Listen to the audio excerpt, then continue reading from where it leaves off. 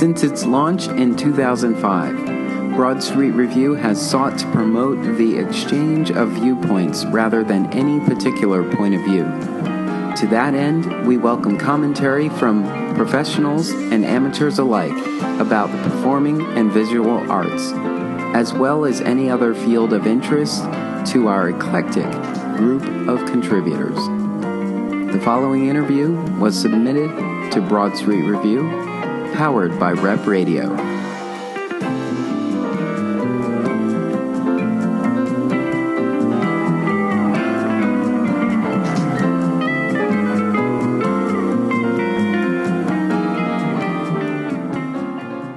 I'm your host, Darnell Radford, and today I'm in a familiar space. I'm in the lobby of the Proscenium at the Drake, and I'm here to talk about Interact Theater Company's upcoming production, HYPEMAN, a breakbeat play by Iris Goodwin.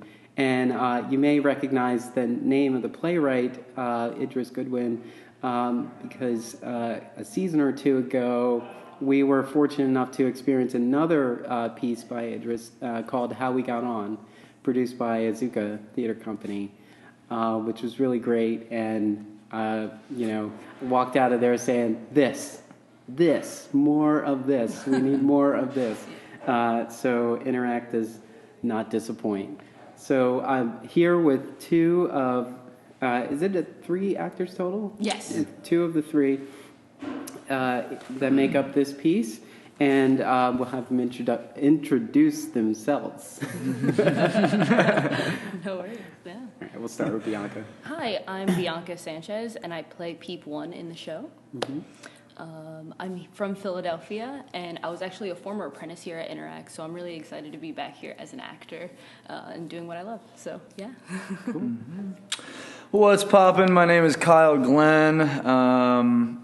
This is my first time doing a show in Philly, especially at the Interact Theater. I'm playing Pinnacle, the white rapper in this piece. Originally, I'm from a small town in Wisconsin, Milwaukee. I spent most of my adult life. I've been in New York for 3.5 years. And this is just a fun little piece that I get to be a part of, and it's a fun little journey for me too. So, and thank you for having me on. Yeah, thanks for having us. Well, yes. Well, welcome to Rep Radio. Yeah. So tell us how you. Well, you did tell us a little bit of how you got here, but tell us a little about your journey, specifically how you got from the Midwest. Was that Midwest, right? Yeah. Midwest to the East Coast, and how you made your way to Interact in general. Sure. Personally, for me, I got into modeling actually about back in 2012, 2013, and then I just started taking some improv classes, and I did a little stand-up, and then I started getting into some acting classes and stuff like that in Milwaukee. And then it got to a point in 2015 where it was just time to move, and I was thinking either LA or New York, because I used to play professional beach volleyball, so like I was going to go out there, so I could continue doing that and then try acting out there. But the city, I just there's something about New York that I just couldn't turn away from. And so I kind of just took a chance and just went out to New York. I hear it's a concrete jungle where dreams are made of. It's kind of. Apparently there's nothing you can do. There's nothing you can do there.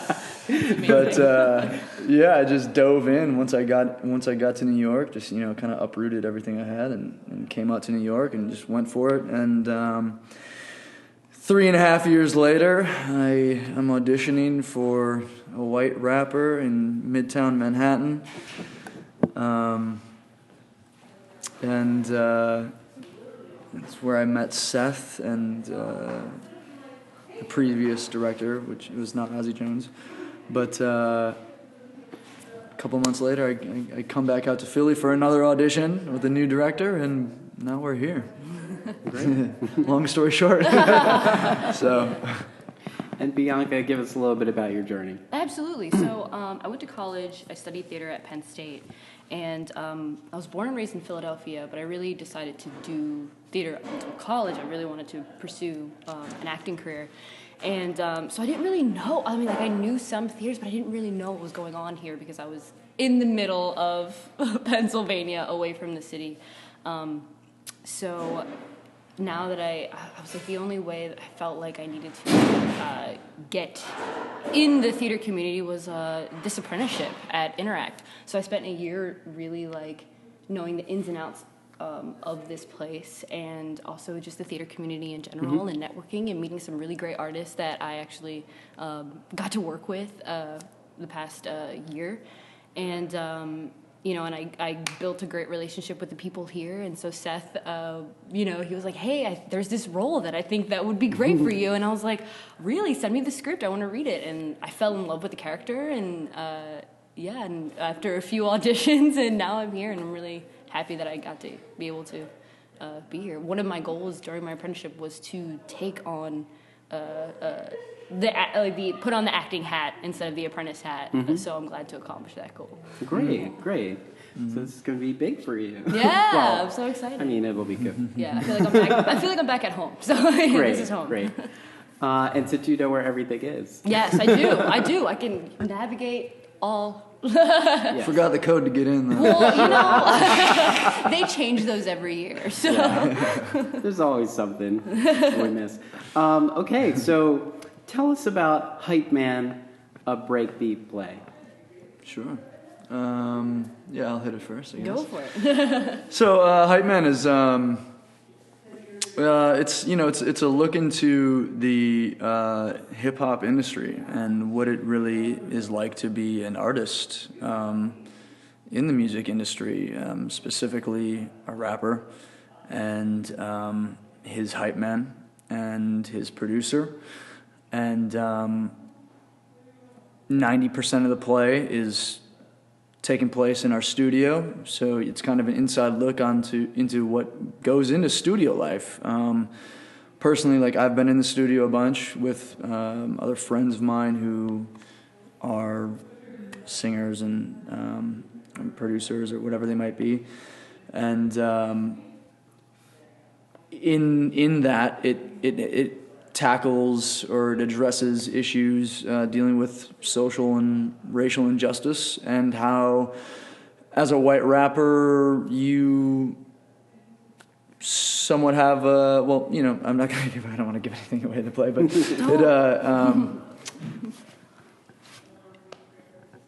it's a look into what it's like to be, at least from my perspective, my character's perspective, you know, white in a black culture dominant, you know, music. What am I trying to say, actually? Industry. Yeah. I mean, it's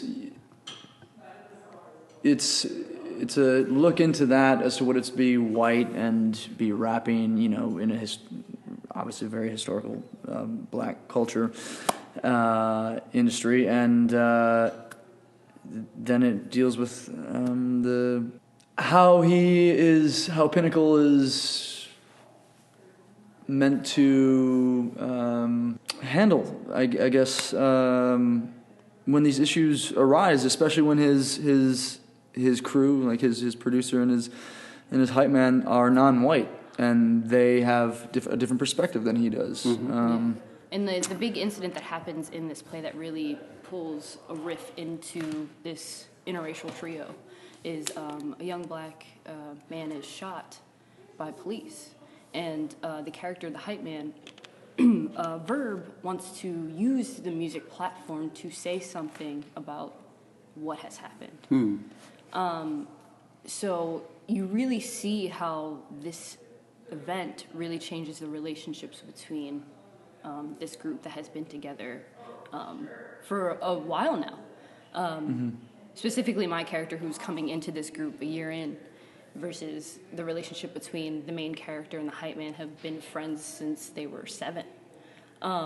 So the audience really gets a huge insight on that. besides the fact that of seeing how we interact in the studio, we are so used to seeing the final product of any art. We don't really get to see the process of that. So the audience really gets to see, like, firsthand of, like, how we do that versus also, like, this big event putting a huge riff into our relationships. So, yeah.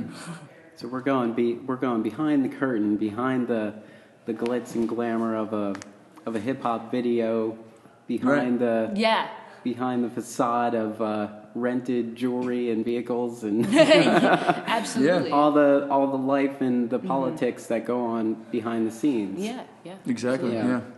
I've always I've definitely had, I'm African American man, so I've always had hip hop as a part of my life as well. Absolutely.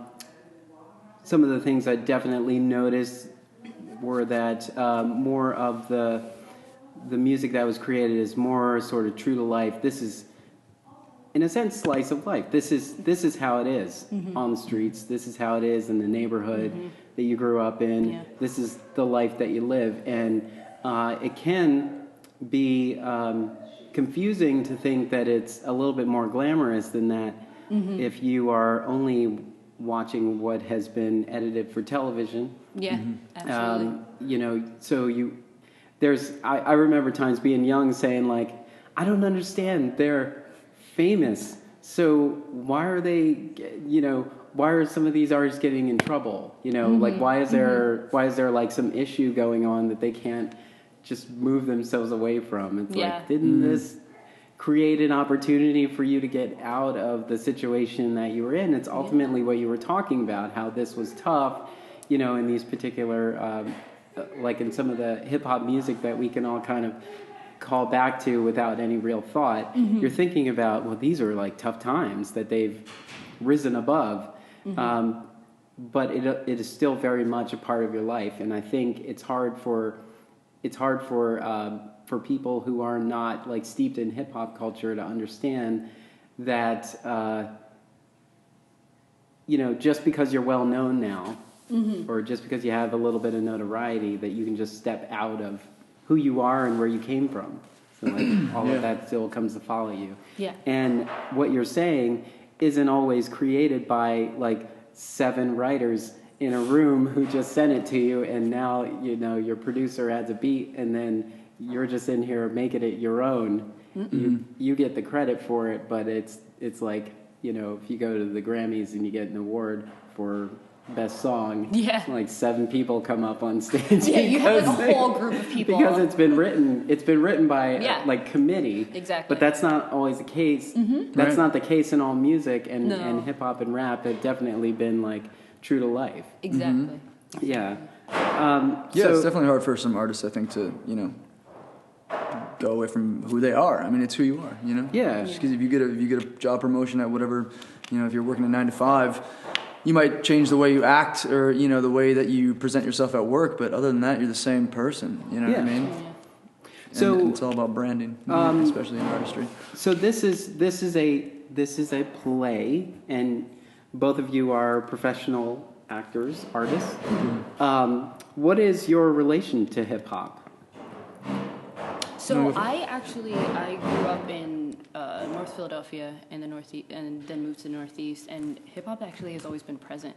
My brother, who is a huge, like, he loves hip hop, and I just remember growing up in his Honda Civic and getting those beats bumping, and just like and him introducing that to me, and that's always been around, and like cousins and. Just like also like my atmosphere in living in North Philadelphia. So it's always been around, and I really connected with that with this play. It was like bringing my background to it and my perspective and my experiences to it. So I don't know, I just really settled very well in this character. I felt like I was very connected with her. Yeah. Because of that. And Kyle, what's your relationship to hip hop?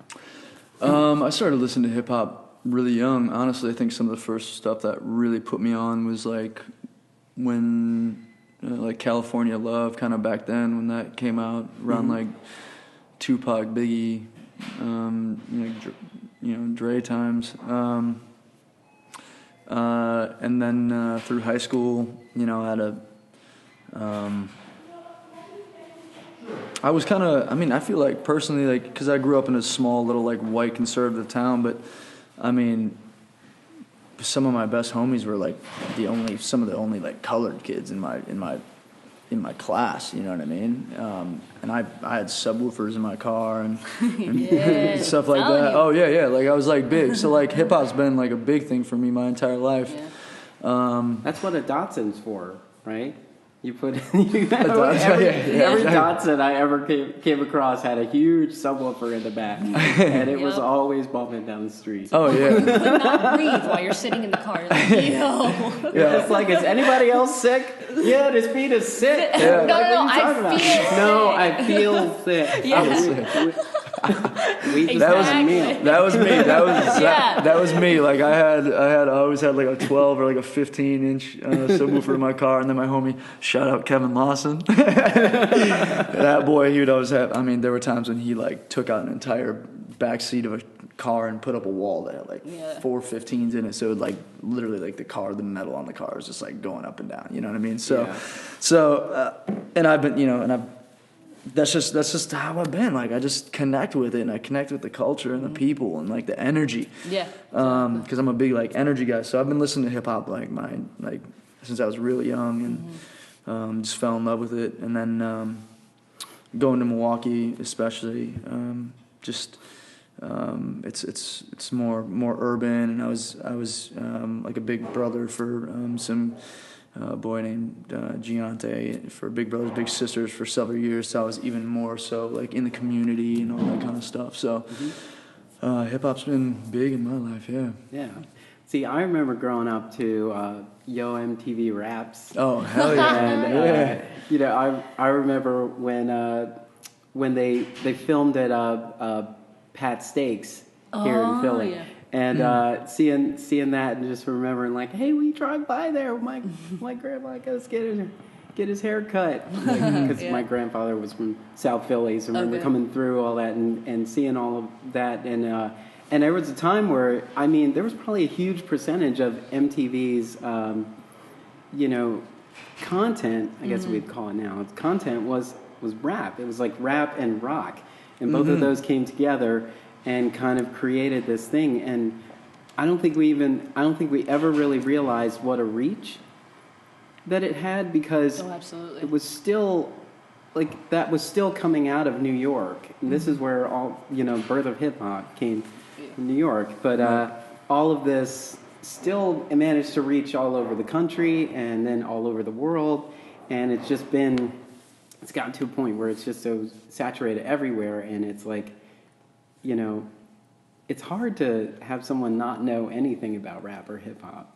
There is a song. Oh, is that considered hip hop? Yes, it is. Yeah. All these beats, this information came from it. What were your first thoughts about this piece? I guess, did you get a chance to?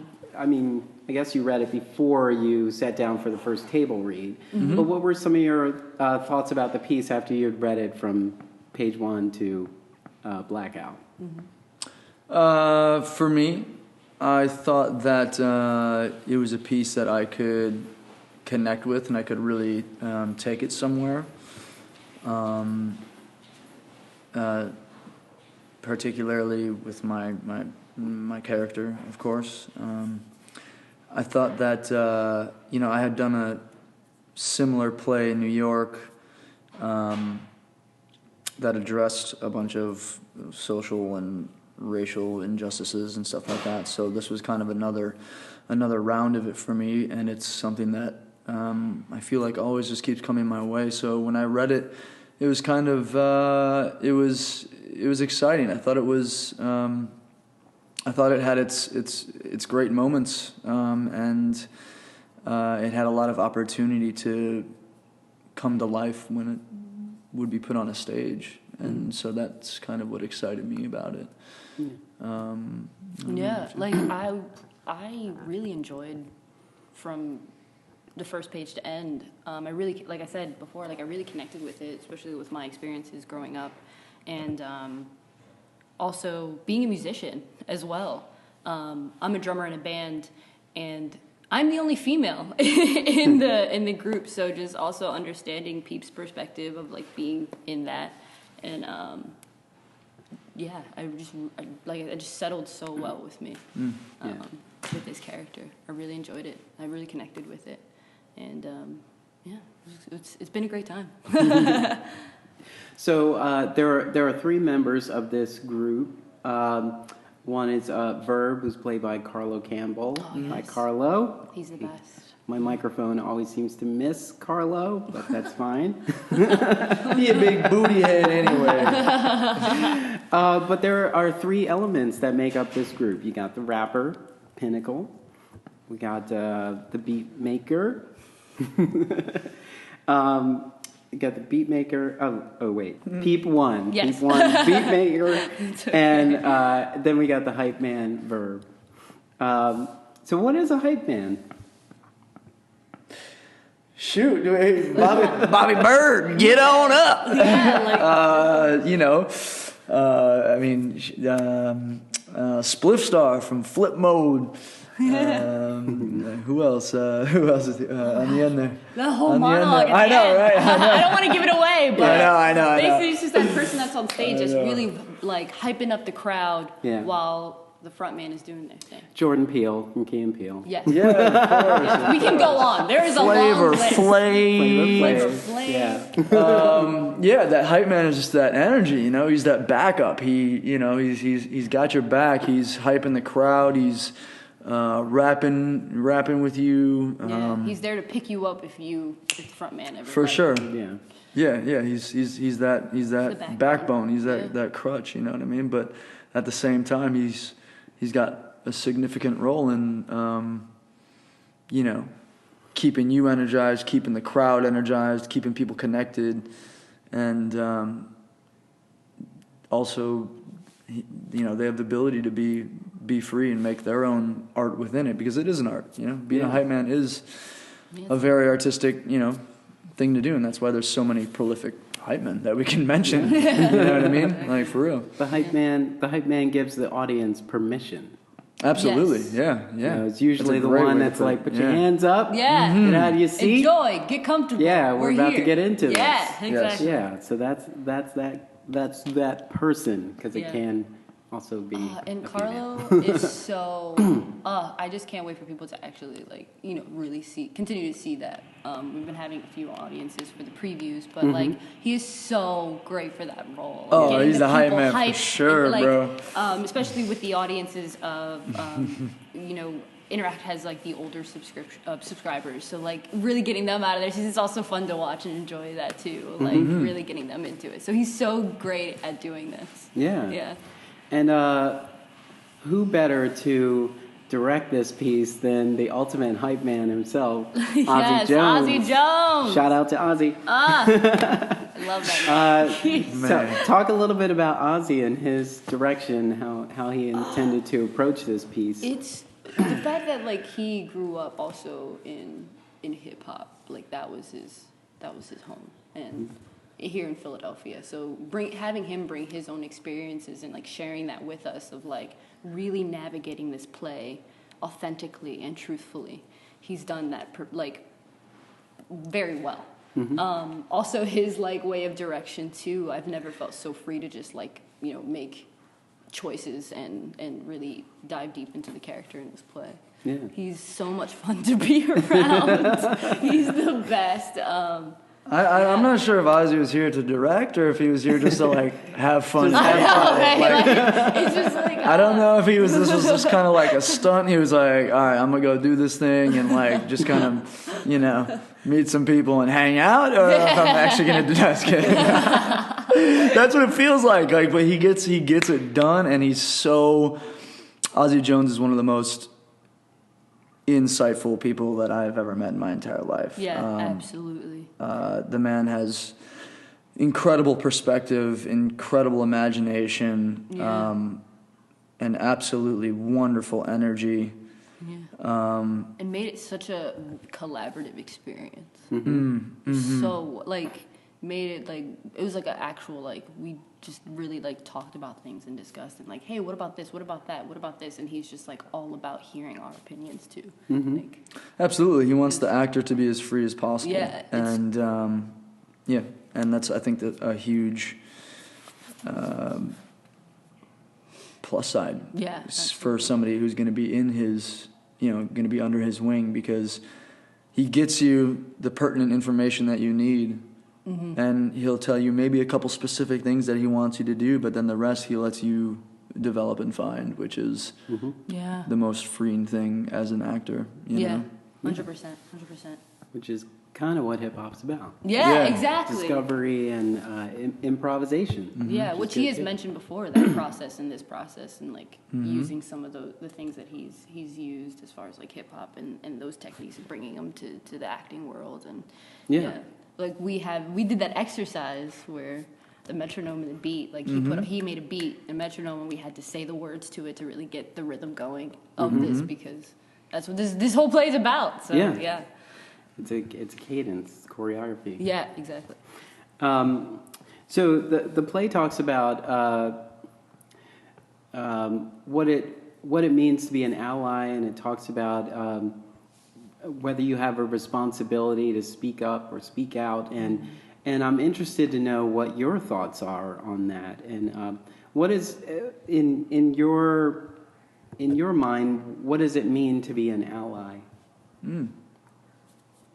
I would say to be able to speak up, speak out, and do whatever it takes to make the change. I would say, I would say that. Yeah, same thing with me. I think, very similar. I think it's just, standing up for what you believe is right. People are always going to disagree with you no matter what. I'm going to disagree with people on certain views and opinions all the time. But, if it's for people that I love, or, a cause that I think is worthy or close to me, or, deserves to be heard or needs change, I mean, that's just... just being a good human being and being thoughtful and being just loving, honestly. I think it kind of comes down to that. Just standing up for what, you truly feel and believe, and hopefully you're educated on, Yeah. And when you have when the focus is turned towards you as an artist, when you have the mic, so to speak, do you feel a responsibility to speak up and speak out for issues, or do you find that some of the issues that are worth addressing just tend to meld themselves into your overall thought process anyway? I mean, like, without talking too much about the plot of this piece, would you believe that this focus is more? You would find an organic way to make this something you feel strongly about, or could somebody come to you and say, "You got a platform, you should talk about this"? I think it's as like there's an interesting line, because it's kind of, as an artist, especially like, it doesn't matter, as an artist or as a person, especially, if you're a more well-known figure, there's like a fine line where I personally think, where it's like you stand up for something, which is great. Like, obviously everyone should stand up for what they believe in, but then like you kind of have to balance that line where it's like, now am I still being an artist, or now am I kind of being that freedom fighter, kind of like Colin Kaepernick? Yeah. He was that athlete, he's an incredible athlete. He's been doing so much great in sports, and obviously now for the world, but now he's not even an athlete. He can't even get on an NFL roster right now. Yeah. I don't know if you know anything about Colin Kaepernick, but But now he's like legit, just Now he's a public figure. Now Yeah, he's just a public figure, and which is amazing. No one cares what cereal he eats in the morning. Right. It's like he almost has this sort of obligation to continue to speak out, or at least the mindset is like, well, this is what you're known for now, so now you have to keep talking about this. Right. Yeah. And who knows? Maybe it wasn't necessarily what he aimed to do, but now, I think the world kind of tells you what direction you should go in, and it's the hope that it's just an organic flow where you start to feel yourself gravitating towards that as well. Yeah. Once you start getting, and I guess that is true when you get a response from an audience. So if you start to hear, oh, so these beats are resonating, or these rhymes are resonating, then you start to think, okay, I got more of this because I'm reaching an audience here. So this is a part of me because it came from me. So I should do more of this if I want to continue to engage this audience. And I do think it is organic, but they are both kind of, very close to each other, being an artist, being an activist. And being close, you can't just say, I just want to play on stage. You have the choice. You can, but there's a whole lot of societal conversation that comes from the work that's being produced on stage, and specifically here in Philadelphia. Like, we're almost not in here to entertain. We're almost walking into the theater with a notebook, and we're ready to take notes, or we're ready to be a part of a conversation that continues when we walk out of here.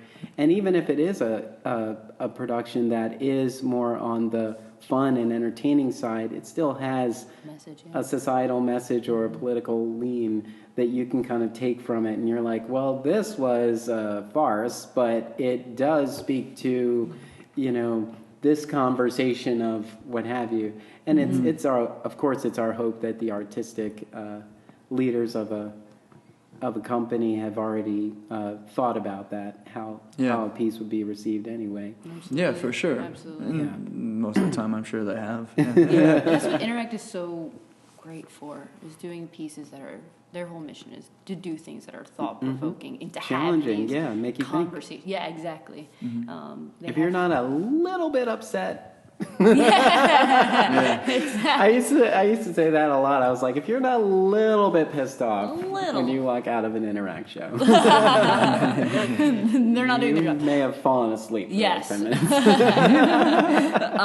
Absolutely. And they have they're so great with engaging with their audiences to have these conversations, to have safe spaces to have these conversations. Yeah. So I think that's what's great. Yeah. So this one's a little bit fun. So if you were in a hip hop group in real life, IRL, what would your name be? Well, I'm actually in a band, and we do have hip hop influences. Like our lead raps. Besides plays different instruments, we have a lot of influences of like heavier stuff and alternative and hip hop and rap, and we're a huge pool of things. So my actual nickname for that is B Sticks. So I would keep that because I always like making beats on the drums. So yeah, I'd keep that name and title 100%. That's who I am. B Sticks. Yep. Nice. What about you, Kyle? Have you given it any thought? I haven't given it a whole lot of thought. I have thought about it. I mean, Pinnacle is pretty tight. So I went to an open mic last night. Did I tell you this? No. Okay, tell us about it. I went to an open mic last night at Milk Boy. Every Monday they do an open mic, and it's actually like a competition. Like every week they have it, and then they pick a winner every week. Because there's 2 judges, and that person then goes on to like the other Milk Boy, which is on Chestnut. It has like a bigger stage and stuff like that. I haven't been there, but this was on South Street. Yeah, I went to the South Street one. Okay. Yeah.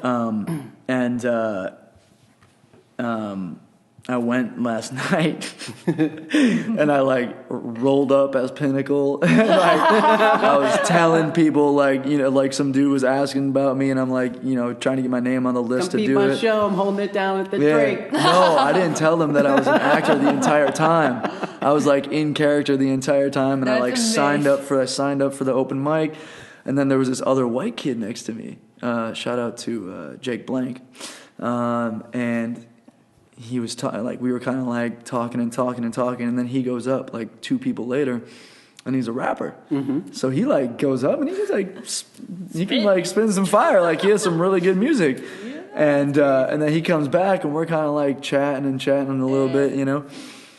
And then I go up on stage and he's like asking me like when I'm in town for. I'm like, you know, I'm here for you know, like I got a show, and he's like, oh, word, and I'm like, yeah, like but I'm telling him that I'm here for like a concert, like, you know, like I'm here to rap. This is foundational research. This is method for a piece I'm working on. Yeah. And then I went up on stage and I did one of our songs, which is the Boy Shining, which you'll see if you come to the play. And I just tore it down, honestly. I ain't gonna like brag or nothing. I don't mean to brag, but I kind of tore it up. And then at the end of it, everyone's kind of like in shock, and I'm like, I'm an actor. I'm not even a rapper. Come see my show. Interact. I'm like, Interact Theater. I'm there till February 17th. People. There. Look at that white boy doing his thing. Jake was like, there. what? That's hilarious. And the host was like, what, bro? Like, what? You actually did? He's like, you're not actually a rapper? I'm like, no. I've had a few weeks of rehearsal. Yeah. It's good rehearsal time for you. So, I know, on our day off. I know. Yeah, totally, yeah. So anyways, going back to that. But that's a good... Pinnacle. That's a good way... that's a good bit of guerrilla marketing. Yeah, no, it was fun. I'm going to show up to these open mics. Yeah, my name's Pinnacle. And I got this little bit. I'm gonna do it again, for real. These flyers down. and start passing them to people. Right, damn, look at this marketing. Go see that show. I'm gonna do it again. That's hilarious. But back to the original question. The reason I got into that story is because some dude asked me who I was, and I said Pinnacle, and he was like, "Oh, bro, that's tight." I'm like, all right, thanks, bro. I'm like, keep that. But yeah, like, reach out to my manager, Iris Goodwin. They're like, no, shout out to Idris. Boy, with it, Pinnacle. It was like, yeah, I know who Pinnacle is. Oh man, but outside of the play, I don't really know. I haven't really thought about it, honestly. You know, if I was in a band, I don't know what the band would be called, but as for myself, my personal name, man, I don't really know. That's something like that's kind of something that I feel like I would have to spend a good amount of time on and kind of discover as I'm going through the process if I was actually, you know, really like trying to perform and stuff like that. Because I don't like to force things like that. I want that to come naturally. You know what I mean? Yeah. I don't want to, you know, I can sit here and think about it all day, and I don't think that would get me anywhere in terms of that. Because, like, you know, for me, artistry is all about just, you know, your where your energy and your spirit takes you, you know, and from there I think I would kind of come up with something. So nothing right now, but I'll rock Pinnacle for the time being. Yeah. I'm gonna rock Pinnacle till my show closes. Yeah. I'll figure something else out. Yeah. You know, but that's what's always good about being immersed in a form of art. You find these things that you gravitate towards, that you end up taking away from a piece. Like, for instance, I learned how to use chopsticks from the first play I stage managed. I bought a pair of Converse from a show that had, you know, all the characters. The one main character was wearing Converse. You know, it's like simple things like that, and you're just like, I have that because of that other piece. You know, I like bowling because that one show made a reference about bowling, and it just always stuck with me. And I was like, hey, we should just go bowling after the show. You know, so it's always interesting what you take away from a piece, especially if it's not like a slam dunk direct hit, this role that you're playing, because, you know, it's not likely that every role that you're going to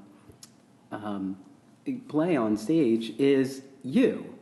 You know, might have elements of you. Right. But, you know, it'll be interesting to see how much of you takes this character that you're playing away with you in the future. Absolutely. Yeah. What are... well, let's go back into the rehearsal room a little bit and let's talk about a little bit of the fun that you have in there. Are there any moments that stand out for you in there? Oh my God! Things that will stay with me You don't forever. even understand. What'd you call Carlo? A butthead? Yeah. Booty head. Booty head? Yeah. That's Oh my God. Carlo and Kyle's thing. I could literally sit here and just talk about Ozzie Jones and Carlo for hours. Okay, so okay. Here's one of my favorite parts. You know, so we got Pinnacle, we got Verb, we got Peep One, we got Ozzie Jones, and then we got Model T. Yeah, Model T. Shout out Tom, our stage manager. I hit him up with a Model T nickname one day, and we were kind of like talking about nicknames, and then I don't know, Model T just came up, and ever since then he's been Model T, and him and Ozzie. Oh my God, Tom is like the nicest man. He's on point, like always, Best stage manager always, I've ever always, worked with. always on point. Yeah. And Ozzie Jones is just like the goofiest, most like here, there, like, you know, like let's just do this and like let's get this done, and then, you know, let's like joke around for a little bit, and Tom's just there to like kind of like, you know, keep a little like keep the gas going. keep the kids in order for sure. You know what I mean? So their relationship has been hilarious, especially you know, us being able to be in the room with them and all of us kind of messing around and stuff like that. So having Model T and giving him that nickname, and then the relationship between them, just so much messing around, and sometimes it just turns into a playground. We get like it's just so much fun joking around with each other, we're coming at each other. It's just like it was like nonstop, but we, you know, at the end of the day, we got it done. Yeah, but that creates this camaraderie with Yes, with the cast and crew, and now you end up being able to work so well together because you had those moments where you just kind of got to, you know, sit back and kind of relax and have fun with it. Yeah, we brought those relationships to the stage, basically. Totally. Yeah, and it also kind of was aided by the fact that Ozzie and Carlo have known each other for a long time, and they've done and been in hip hop together for a long time as well. So they've already had that relationship, and you know, they're great friends, and so that kind of just kind of took off. Yeah, it kind of came onto us. You know what I mean? So this is a play, and with a play comes dramaturgy. Was there any sort of I don't know, like research or information that hey, you should listen to this tonight, or check this out, or what kind of conversations about the hip hop culture that were outside of the play to inform the play did you have?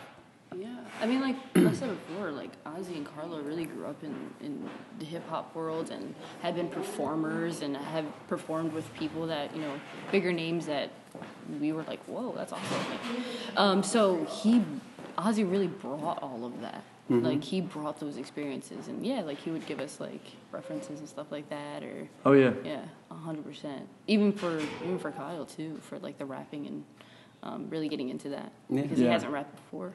Right. So. So in terms of like the script, there's not like a whole lot written into this script that is very like in depth about our characters. No. So we've had to do a lot of character work through the rehearsal process. And Ozzie, like we've said, and we have been, you know, we're gonna keep saying, with his insight and his experience in hip hop. He's a walk-in hip-hoplopedia. Oh yeah, absolutely. No, seriously, 100%. He knows like, everything about everything Yeah. in hip hop, and he knows everybody's name and what all their their history and everything like that. So having him around was huge. He brought the play to life. Yeah, and there were a couple, like, for me personally, there were a couple rappers that I can kind of like go off of, but Pinnacle personally is a little different than most all of them. He's not like an Eminem. He's not as smart and as talented as an Eminem. Grew up probably similar to Eminem, did grow up similar to Eminem, at least so we've seen through 8 Mile or whatever it might be. Yeah. But then he's a mix of like a couple other white rappers that are in the game right now, and so it really just came down to, at least for me, kind of having the help of Ozzie, give those different perspectives of from the hip hop, from a hip hop perspective, I guess, along with kind of just finding the character through the words and through my experience as well. But I don't know, what about you? Yeah, like he would grab like specific people, like he would like, I met this person and they have this kind of like thing about them, so like I know this you know what I mean, like he would specific people that he has met, that he has seen a little bit through these these characters and stuff. So I would say that he was just so well, he did that so well. Like my character specifically is even more of a blank slate versus Pinnacle and Verb. Like she has, you only know, I think, about like a few things. Like her name is Peep One. She's a beat maker, and she was adopted. That's all you really know about her. So we had to really like dig, like, who is she? Where does she come from? How did she start making beats? So like Ozzie was really great at like navigating that and making her authentic. Like making her so authentic. So yeah, I was bringing her to life, and like making her a real person is kind of what we were doing. 100%. I would say like it was so easy to, and that's what made it so great, because it was so easy to settle in once I figured it out. That was the hardest part, was figuring her out. Like and yeah, so yeah, I would say like Ozzie was our dramaturg. 100%. Ozzie and the Hip-Hoplopedia. Yeah. So I'll put you on the spot for a second. Okay. It would be a missed opportunity if I didn't ask. If you could give us a taste of what we can hear. Word. In this piece. Word, yeah. Whoa, yeah, what we can. Are we doing? Just a little bit. Maybe a few bars. I'll say a couple bars, then maybe we can do a little bit of our scene, maybe. Or just a little do bit. your bars, man. Do your bars. I wish I had the beats on my phone. I would have popped them up. Yeah. Born between a rock and the Glock, no penthouse. I came up harder than a cock in a hen house. Been slapped, been shoved, kicked out. And I'm reaching in my pockets, pulling Lynn out. Ran streets with the wolves, with the Smith out. Knew I had to grind, never got a handout. Never cried when the plan didn't pan out. Or when the people talking trash out their damn mouth. How I'm gonna stand out? These haters call me a joke, but when I spoke to the beat, they went up in smoke. Worked too freaking hard, maxed out my credit cards. I'm a slave to these bars and I'm free to go far. Ain't no stopping this. Bringing this heat to the populace. No polish shit, politic. Gonna keep you both from his accomplishments. Ain't no stopping this. Woo! Woo! Fire! Some of the bars. And then the microphone just melted in my hand. Wow, look at that. It is melting. Yes, so people should please come see the show. That's when you add the sizzling sound effect in the back. You do And that then on the the lobby computer. of the Drake just blew up. All right, well, we got a taste. Yeah, Okay. yeah. So that's a little bit of what we can look forward to experiencing here. You mind if I do a little plug in here? Is that cool? Sure. Go ahead. On Instagram, you can follow me. It's Who's Kyle Glenn. So at WHOSKYLEGLENN. You can also find me at who'skyleglenn.com or on Facebook, Kyle Glenn Acting. Yeah, cool. And you can find me on Facebook as Bianca Bianca's Sanchez. in there, I'm on as well. All You're right. not going to give away your Instagram? I don't post much. She's on got a there. private Instagram. private. You have to be requested. I checked earlier today. It was private. I was like, I'll wait till after we have the conversation. No. All right, so come get it in on Hype Man, Breakbeat Play. It's written by Iris Goodwin. It is directed by Ozzie Jones. It is here at Interact Theater Company. It's at the Proscenium Theater at the Drake. And you can get your tickets by going to Interact Theater, and that's theaterre.org. And you should definitely buy at least 2, because theater is more fun with a +1. Yes. Yes. He knows how to spit My too. tag. I see. Definitely make a fool out of myself. I tried to do it now. But yes, Hype Man here at Interact Theater Company. Come see it. Kyle Glenn, Bianca Sanchez, thank you for taking the time to chat with me and break down this breakbeat play. Thank you.